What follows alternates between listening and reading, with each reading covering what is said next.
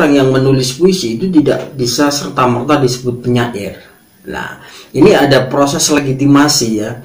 Ketika seseorang sudah mendapatkan legitimasi dari para sastrawan atau lembaga-lembaga yang memang sudah bonafit, itu baru disebut sebagai sastrawan. Dosen nyentrik. Bismillahirrahmanirrahim. Assalamualaikum warahmatullahi wabarakatuh. Jumpa lagi dengan saya Ahmad Fatoni di akun Dosen Nyentrik.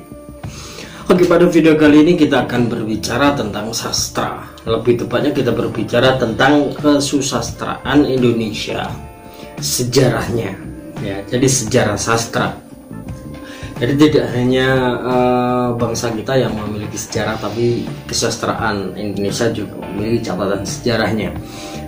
Yang akan kita bicarakan ini adalah kesusastraan era tahun 1990-an. Era sebelum Indonesia kena krisis moneter. Nah, tapi sebelumnya, mari kita awali dengan istighfar sebanyak 1 kali, kemudian dilanjutkan dengan sholawat sebanyak 3 kali. Bismillahirrahmanirrahim. Astaghfirullahaladzim. Allahumma sholli ala sayyidina Muhammad wa ala ali sayyidina Muhammad. Allahumma sholli ala sayyidina Muhammad wa ala ali sayyidina Muhammad. Allahumma sholli ala sayyidina Muhammad wa ala ali sayyidina Muhammad. Allahumma sholli ala sayyidina Muhammad wa ala ali sayyidina Muhammad. Oke. Pada video kali ini kita akan mencoba membahas tentang sejarah sastra Indonesia. Apakah di tahun 1990 menjelang krisis moneter, apakah kesusastraan kita juga terpengaruh? Apakah mengalami krisis juga? Tidak. Nyatanya kesusastraan Indonesia ini semakin subur di era tahun 1990-an. Sastrawan era-era sebelumnya semakin matang, semakin banyak berkarya, pandangan mereka semakin luas, dan itu terlihat dari karya-karya mereka. Nah, menariknya seperti itu. Jadi pada tahun 1990-an ini mereka sudah banyak pengalaman, jam terbang berkarya, bagaimana karya-karya mereka akan diterima oleh media-media yang ada, bahkan diterbitkan di sejumlah buku. Ya, mereka sudah hafal cara-caranya, apa yang tidak perlu dilakukan dan apa yang harus dilakukan. Nah, oleh karena itu pada periode ini banyak sekali nama-nama lama yang muncul kembali gitu ya di tahun 1990-an. Tetapi garis besarnya bahwa pada tahun 1990-an ini terjadi inflasi puisi ya. Puisi membludak ya, tetapi tidak semua orang bisa dianggap sebagai penyair. Mengapa? Karena banyak orang-orang melahirkan puisi, menerbitkan dalam karya-karya, mereka mengumpulkan di dalam antologi bersama gitu ya, sehingga lahirlah buku puisi. Tetapi karena terlalu banyaknya ini, orang-orang yang menulis puisi itu tidak bisa serta-merta disebut penyair. Nah, ini ada proses legitimasi ya. Ketika seseorang sudah mendapatkan legitimasi dari para sastrawan atau lembaga-lembaga yang memang sudah bonafit, itu baru disebut sebagai sastrawan. Nah, karya-karya yang tentunya orang-orang lama ini masih banyak ya, muncul orang-orang lama seperti tahun 1966 ya, Taufik Ismail, seperti Taufik Marendra, kemudian Sapardi Djoko Damono, mereka tetap berkarya. Kemudian di era 70-an ada Abdul Hadi, Seno Gumira Aji Dharma, Sutarji Kalsumbagri, dan Narto Kuntowijoyo. Jadi tidak nama-namanya sudah tidak asing lagi gitu loh.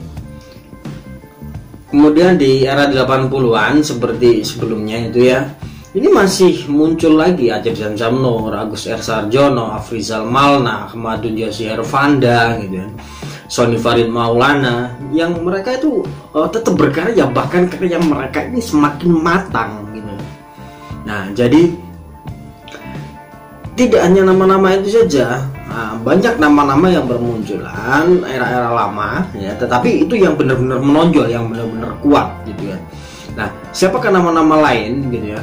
Kita bicara soal puisi dulu. Saya bacakan beberapa penyair yang ini sudah ada di list oleh Maman S. Mahayana. Saya hanya membacakan saja gitu ya. Setidaknya teman-teman tahu namanya, siapa sih nama-nama sastrawan, setidaknya itu bisa akrab di telinga gitu ya. Selanjutnya setelah akrab di telinga, mereka ketika kalian menemukan buku dengan nama itu, wah ini berarti karya bagus gitu. Perlu saya baca dan saya koleksi bukunya. Nah, ada siapa saja orang-orang yang selain nama-nama tadi yang juga mewarnai tahun 1990-an ini di dunia kepenyairan, karena ini banyak sekali. Itulah kenapa era ini disebut inflasi puisinya begitu kuat. Nah, yang disebut sebagai penyair ini adalah Gusti F. Sakai, Haris Effendi Tohar, Yusrizal Kawi.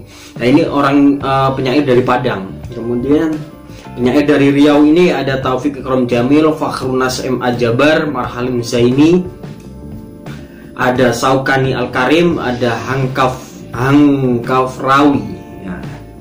Dan kan dari Bandung ini juga cukup banyak, ada Akda Imron, ada Ahmad Sumbanuddin Alwi, Cecep Samsul Hari, Sony Farid Maulana, Junior Soridwan, Nenden Lilis, Saiful Badar, Sony Farid Maulana. Nah, kemudian dari Bali ini ada juga dari Bali Arif B. Prasetyo, Oka Rusmini, Putu Fajar Arcana, Putu Vivi Lestari, Riki Damparan Putra, Tan Liole, Wari Wisatsana, dan Wayan Sunarta.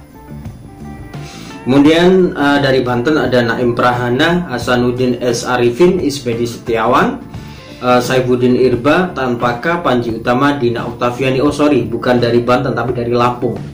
Nah, ini yang dari Banten ini hanya 2 orang, Muhammad Wan Anwar dan Toto Estiradik. Nah, kemudian dari Tangerang ada Wowo Hesti Prabowo, ada Husnul Khuluki, Nur Zenhe, Fatin Hamama, Fakhrunas Maftuha Ja'far, Maruli Simbolon, Mudi Lukito, Nanang Suryadi, Jeffrey Al-Katiri. Ini dari Jakarta.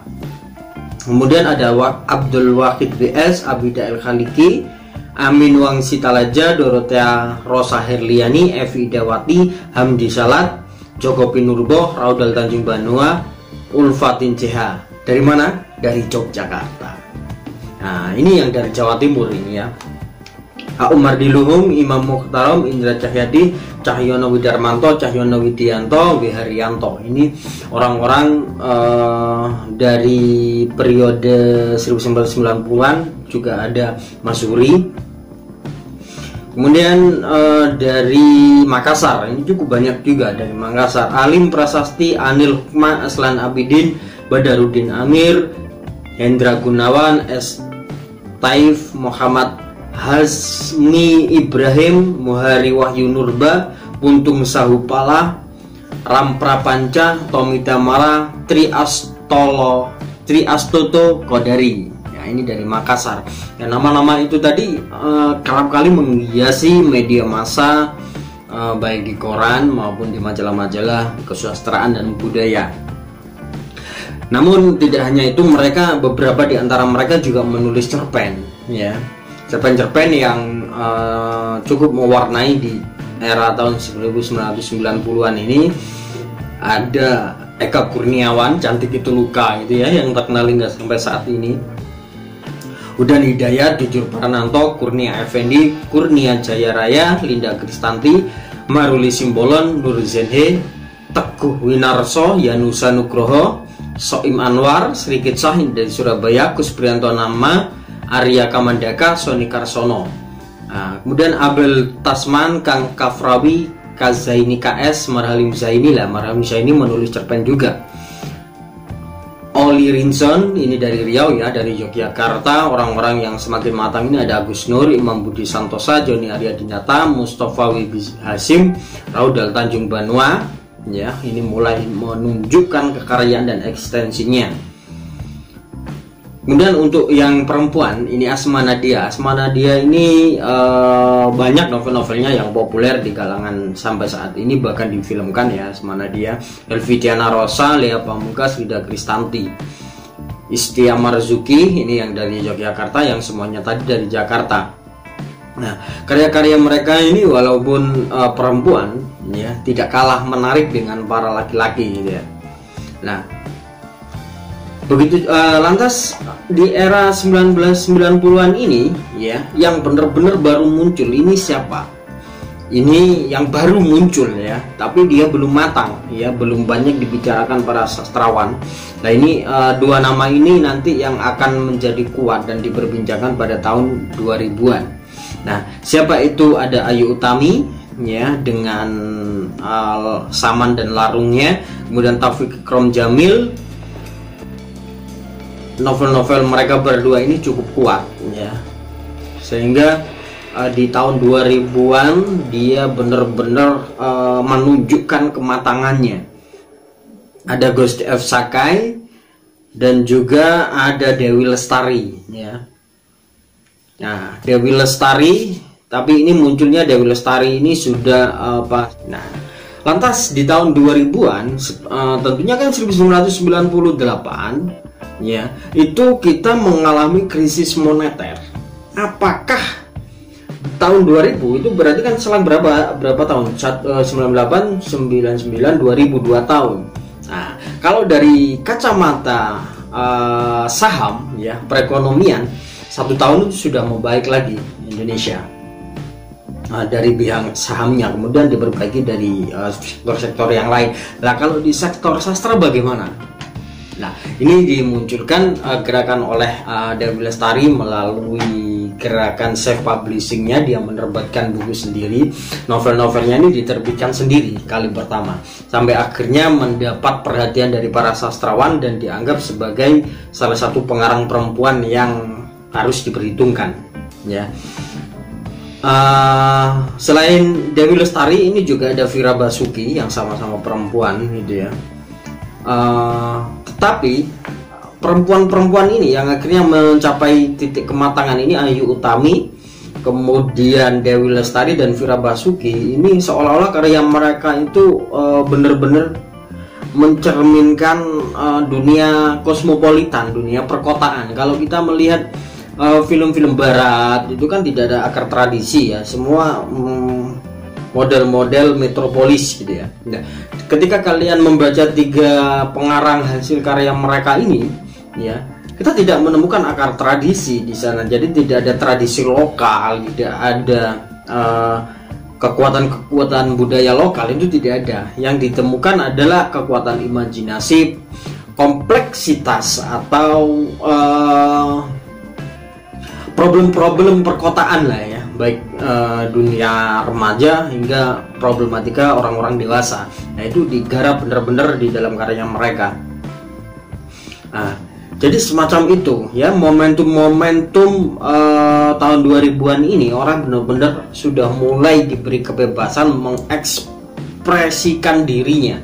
Jadi kalau tahun-tahun sebelumnya, kan era-era sebelumnya ini banyak sekali atau bermunculan karya-karya yang diterima publik ini yang menguak kebudayaan atau kearifan lokal. Nah, tahun 2000 ini ada 3 orang ini yang mempelopori dan juga dilakukan juga oleh, kalau laki-laki ini Afrizal Malna yang tidak pernah berhenti berekspresi setelah dia dipindah ke Jogja ya.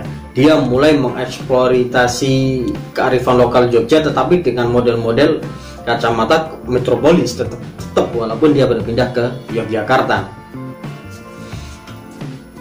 Nah, pada momen-momen ini di tahun 2000-an ini, hal-hal tabu ini sudah mulai dikuak gitu ya.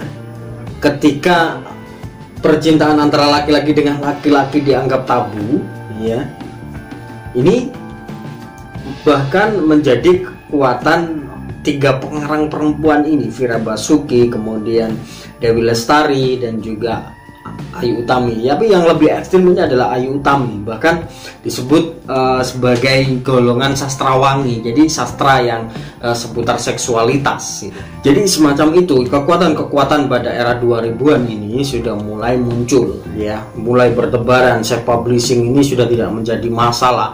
Yang menjadi permasalahan adalah bagaimana kita memunculkan estetika di dalam karya kita. Jadi sudah tidak harus masuk ke media-media besar seperti koran nasional, kemudian penerbit-penerbit besar. Jadi harus semacam itu tantangannya di pasca 2000-an hingga mungkin saat ini. Nah, sampai saat ini pun ya, kesusastraan Indonesia ini semakin subur ya. Bahkan saya dari penerbit saya ini menggerakkan self publishing. Penerbit saya hanya menerima karya-karya self publishing, mulai dari anak sekolah, SMP, SD saya belum pernah menggarap buku anak SD, SMP, kemudian SMA, kemudian anak-anak kuliahan, guru, dosen, dan buku-buku riset itu ada. Jadi tentunya memang loh, kenapa saya melakukan hal yang semacam itu? Dan karena saya memiliki persepsi bahwa banyak orang-orang yang memiliki kebuntuan di era teknologi ini tidak tahu bagaimana cara menerbitkan buku. Nah, melalui jalur itulah akhirnya penerbitan saya membantu orang-orang yang semacam itu. Ketika mereka sudah mulai memiliki nama, mereka akan tahu jalurnya, bahkan ditawari oleh penerbit-penerbit besar ya. Jadi mungkin itu yang bisa saya bicarakan, kesusastraan 1990-an hingga tahun 2000. Yang sampai saat ini mungkin sebagai periode 2000 ini angkatan terakhir yang disebutkan dalam sastra Indonesia, karena setelahnya itu disebutkan pasca reformasi ya. Nanti golongan-golongan yang lain ini belum dimunculkan secara serius kecuali di tulisan Maman Ismayana dengan menyebut era pemerintahan Indonesia ya, disebut semacam itu. Tapi golongan periodisasi seperti era Balai Pustaka hingga tahun 2000 itu sudah tidak ada penyebutan-penyebutannya.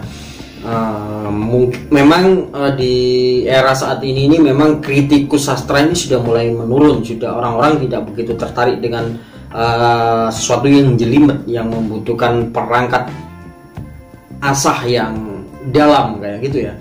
Ya, semoga saja kalian yang menonton video ini akan menjadi seorang kritikus sastra Indonesia dan menambah khasanah kesastraan Indonesia semakin semarak dengan banyaknya kritikus-kritikus baru. Oke, agar video ini bisa menjadi sesuatu yang bermanfaat, bisa tersebar dengan luas, bisa diperoleh menjadi pengetahuan yang cukup berarti, mari kita baca sholawat sebagai penutupnya sebanyak 10 kali. Allahumma sholli wa sallim ala sayyidina Muhammad wa ala ali sayyidina Muhammad. Allahumma sholli ala sayyidina Muhammad wa ala ali sayyidina Muhammad. Allahumma sholli ala sayyidina Muhammad wa ala ali sayyidina Muhammad. Allahumma sholli ala sayyidina Muhammad wa ala ali sayyidina Muhammad. Allahumma sholli ala sayyidina Muhammad wa ala ali sayyidina Muhammad. Allahumma sholli ala sayyidina Muhammad wa ala ali sayyidina Muhammad. Allahumma sholli ala sayyidina Muhammad wa ala ali sayyidina Muhammad. Allahumma sholli ala sayyidina Muhammad wa ala ali sayyidina Muhammad. Allahumma sholli ala sayyidina Muhammad wa ala ali sayyidina Muhammad. Allahumma sholli ala sayyidina Muhammad wa ala ali sayyidina Muhammad. Alhamdulillahirabbil alamin. Dan bila saya ada salah kata, saya mohon maaf. Saya akhiri, wassalamualaikum warahmatullahi wabarakatuh. Sampai jumpa lagi dengan video-video saya di kanal Dosen Nyentrik. Jangan lupa subscribe.